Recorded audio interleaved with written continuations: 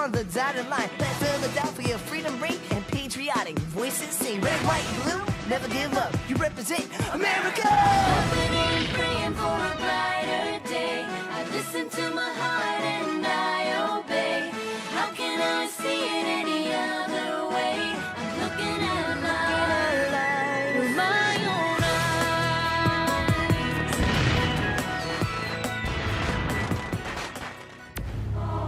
Today on Liberty's Kids, cowardly bandits attacked the Dartmouth.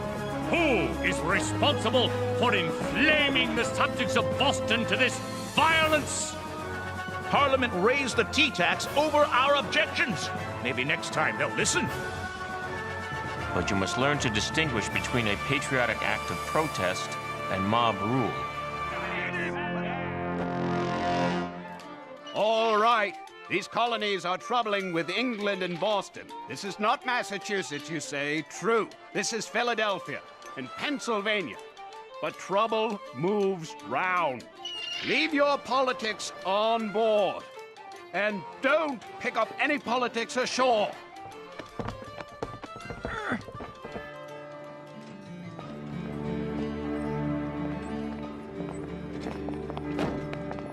September 1774. Dearest Mother, please give my best to Dr. Franklin. As he may have told you, Parliament's response to the Boston Tea Party has not been warmly received. The colonies have sent representatives to Philadelphia to attend a Continental Congress. No thank you. The first gathering of leaders from each of the 13 colonies. They intend to draft a formal response to Parliament. There is so much beauty here. It's not difficult to understand why the people are passionate about their colonies. And passions, as you know, can make men's blood run hot.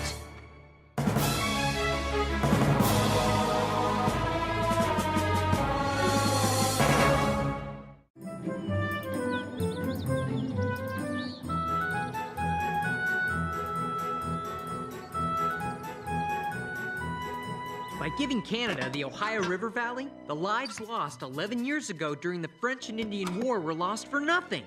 But Parliament's demand that Boston pay for the tea they destroyed is perfectly reasonable. The tax is not reasonable. Only a Tory would think so. I thought Tory was a colony. You know, like if a person was a Tory, they were from Tory. Like a New Yorker is from New York. Sarah's not a Tory. Colonists who defend Parliament are called Tories, a nasty name on this side of the Atlantic. I must learn to be careful what I say, since my opinions are not always popular. Sam, it's vital these pamphlets are distributed in Boston immediately. The pamphlets need to be read while the British warships are still there, with cannons pointing at church steeples. John, even I wouldn't accuse the British of targeting church steeples. And I consider myself an expert at stirring the pot. You're right, of course. It's too much. But we must get these pamphlets into Boston. We must! You gentlemen have a way of agreeing that makes it sound like you're arguing. Your pamphlets are nearly done. Sarah, Henri, James, you remember Mr. Samuel Adams? Yes, sir. We were there in Boston the night of the Tea Party. A most splendid protest. The people should never rise up without doing something worth remembering. And this is Mr. John Adams. The same John Adams who defended the British troops who fired on our patriots at the Boston Massacre? James, that was many years ago. No, Moses, the lad is right. I did defend the British soldiers, and they were found not guilty for a good reason. They weren't guilty. And our patriots were? They simply stood up for what they believed. I think it was very brave of you, Mr. Adams, to defend unpopular men in the midst of friends and neighbors who wanted to see them punished. I had justice on my side. The men involved in the so-called massacre were not patriots. They were a drunken mob spoiling for a fight. It was a case of self-defense. Facts can be stubborn things. If I had been there, I would have been with the patriots. Son, I admire your heart, but you must learn to distinguish between a patriotic act of protest and mob rule. The tyranny of the people can be just as brutal as the tyranny of the crown. The pamphlet looks good, John. Now all we need is a way to get them into Boston. How about you, James? Here's a patriotic act. Get these to my wife, Abigail. I would, but I've agreed to assist the scribes during the Congress. Since the harbor's closed, British troops patrol the roads, stopping and searching every carriage. There will be danger. Abigail is going to meet the convoy well outside Boston. The danger will be minimal. I'll go. You don't even believe in our cause. Maybe not, but I believe in adventure. I could take Henri with me. No one would suspect a thing. Sarah is right, and Henri is a stout, able young man. Right, Henri? Good. Then it's settled. I'll notify Abigail by courier.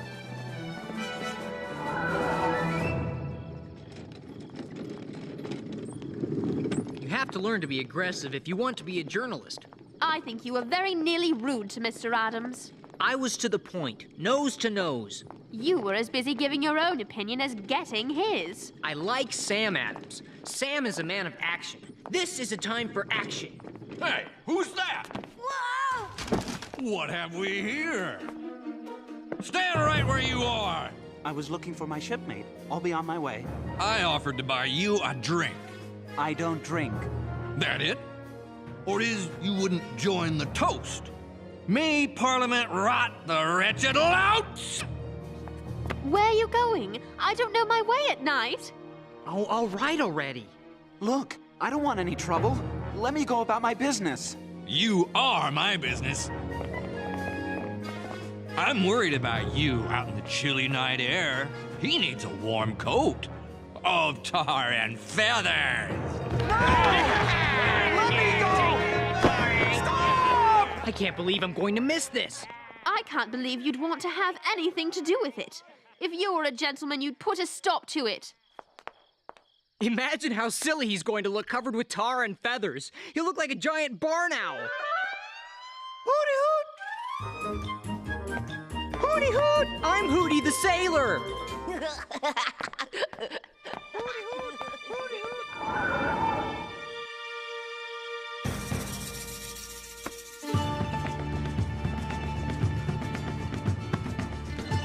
Isn't this more of a story than that poor unfortunate sailor? What story? We're loading wagons. These supplies have been sent from 4 different colonies. That's a story. I had the impression the colonies consider themselves separate countries. They did, until Parliament closed Boston Harbor. If they can do it to Boston, they can do it anywhere. Stop! What is it? It's the barn owl on parade! Let me go! Leave me alone! What is my crime? That I disagree! Now that's a story. I want to see what happens next. Hold on, Henri. We're leaving soon. The wagon master said the roads out of Philadelphia are easier to travel with this moon. Hooty hoot! Hooty hoot! Hooty hoot! Hooty hoot! On the same city street, at the same time, I witnessed an act of compassion as strangers donated food for people in need, for people they have never met. Yet, I also witnessed a callous act of brutal bullying, and James is swept up in it. Stop! No! Let me go!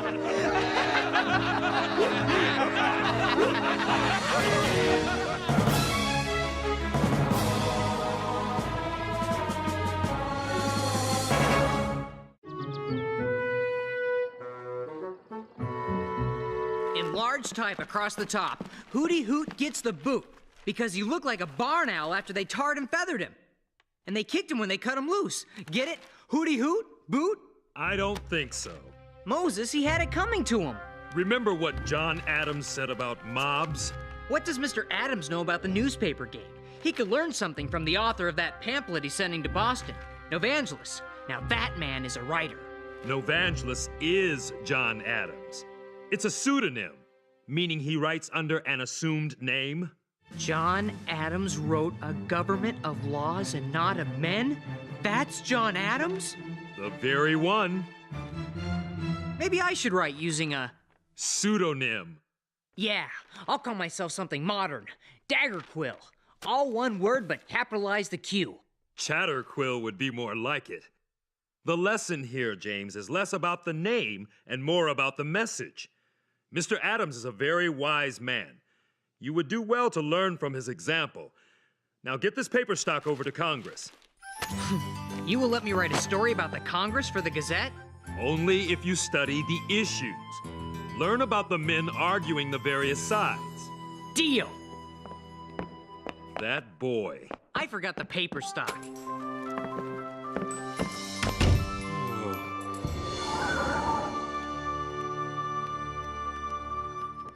Dearest Mother, this land is even more spectacular than Father has described in his letters.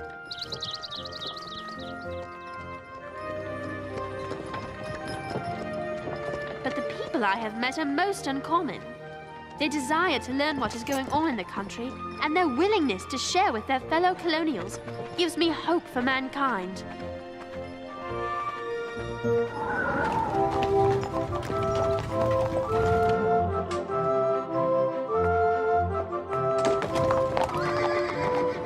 I could choke half of them with my bare hands. Don't they understand the suffering that's going on in Boston? Patience, Sam. We will make the case with facts stacked one upon another like bricks. Soon we will have an argument so strong it will be impervious to attack. On our second day, an old man brought his sheep to the convoy. He explained he was too old to continue herding sheep. He had given most of his flock to his daughter, but he wanted to give the rest to the blockaded city of Boston. At first, our wagon master didn't want to accept the flock. It would have slowed us down too much. But I had an idea. All right, troops. I know nothing of sheep, but I know soldiers. I depend on you to assist me, Lieutenant. Yes, General, sir. Quit fighting with the Lieutenant. You there, bighorn. If you behave, I will give you all ranks of honor and names of valiant French knights and musketeers. It is essential at the outset to determine our method of voting. Who is that at the podium? Him? That's Patrick Henri. Population of the larger colonies. What say you? Hear, hear! Point of order! At the provisional meeting of the Stamp Act, we voted by colonies. One vote each. Yes, we're all equal. No! Outrageous! Who is that standing up? Delegate Dwayne. He's from New York. What say you to that, sir? The matter of the vote has not been decided. That's John Adams. Him, I know. Let's make a deal. I'll tell you everyone I know, and you tell me everyone you know. I know everyone. Everyone? Who's that? John Jay of New York. Now, please, I'm trying to listen. As we set about our business, I remind everyone of our purpose. We are here to re-establish harmony with Great Britain. We're not here to provoke Parliament into further action against us. Hear, hear! Outrageous! Gentlemen, come to order. I have just received a message by courier that British warships have fired cannon upon the city of Boston. Church steeples have fallen. There is panic in the streets, and some number of dead.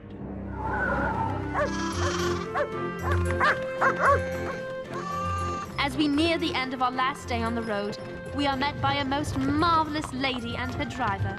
She is the wife of the Massachusetts delegate, John Adams. Abigail Adams is so much more. You would like this lady very much. Welcome from all the good people of Boston. And you must be Sarah.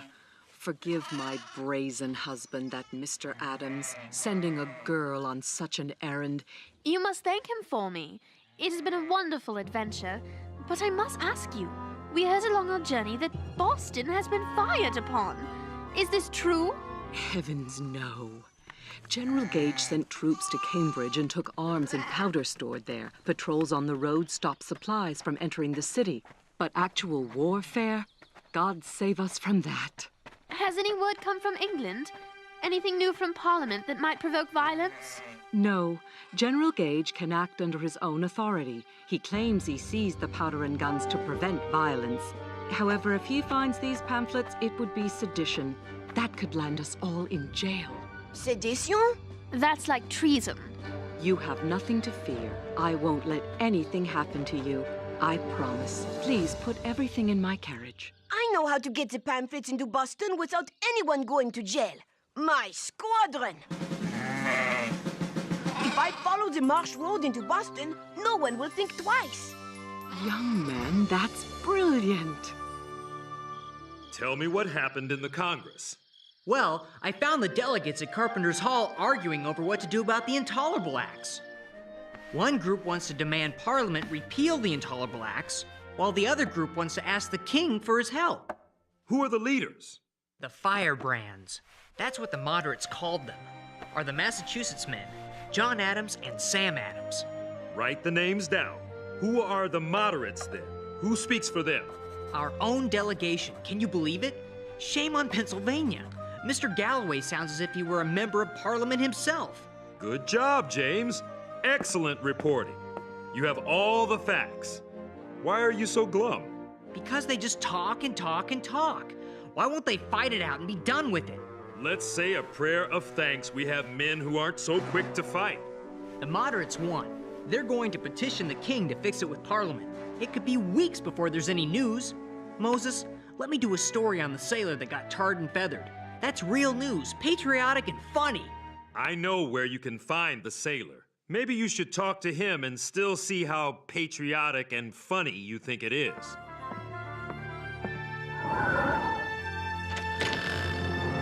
You want to ask Mr. Parker questions for the newspaper? Yes, Doctor. He's in a great deal of pain. He'll have to stay in bed for a month, maybe more. He's hurt bad? He can't be. I saw him. I saw him stand up and walk away. When a person is tarred, the tar is like hot oil. They boil it.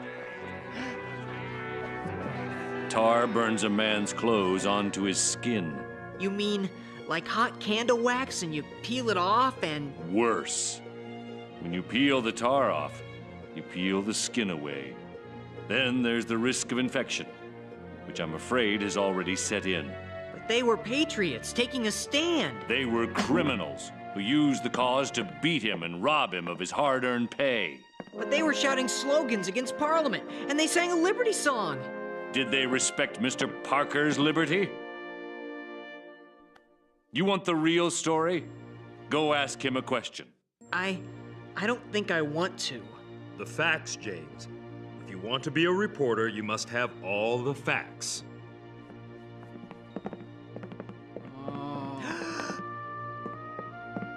Tears are salty. That adds sting to the wounds. One tear leads to more hurt and more tears. It's a cycle of pain no man should inflict on another for any reason. Who is it? It's Moses. I brought the young man I mentioned earlier. Could he ask you a question or two? Yes. Is there anything I can do?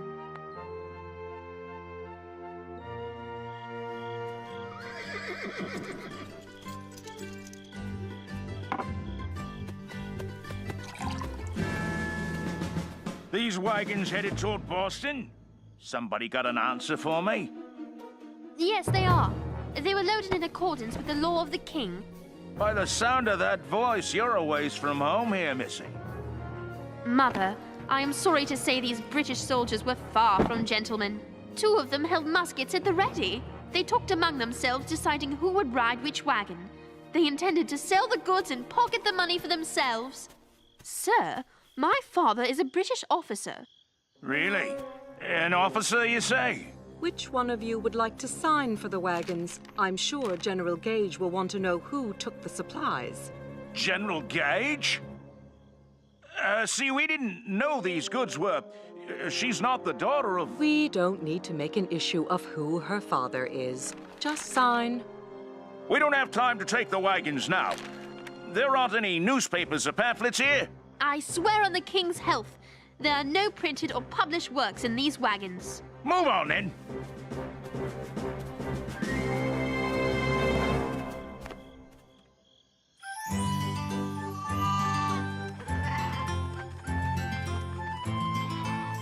What was that? What is over there? All right. Stay quiet until we know what we're up against.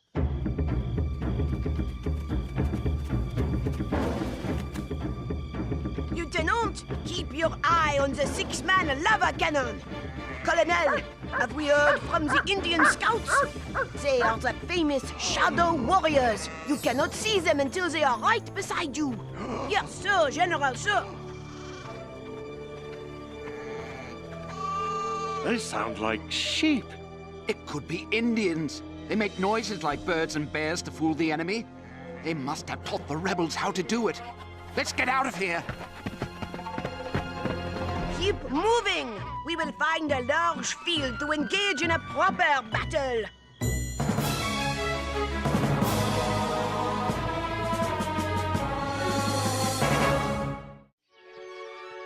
After Henri delivered his squad of sheep, he returned the dog he called Lieutenant to the old man. We rode back to Philadelphia on horses from the stable of Abigail Adams. I shall miss her. Safely back in Philadelphia, I made my way to Mr. Adams with a letter from his wife. Thank you so much. I worry about her there, in harm's way. She asks you to write more often. Yes, I must. If you would include a message for Dr. Franklin in your next letter to England, tell him I am as heartstrong as headstrong. I am convinced by this Congress that America will support Massachusetts or perish with her. I will tell him that.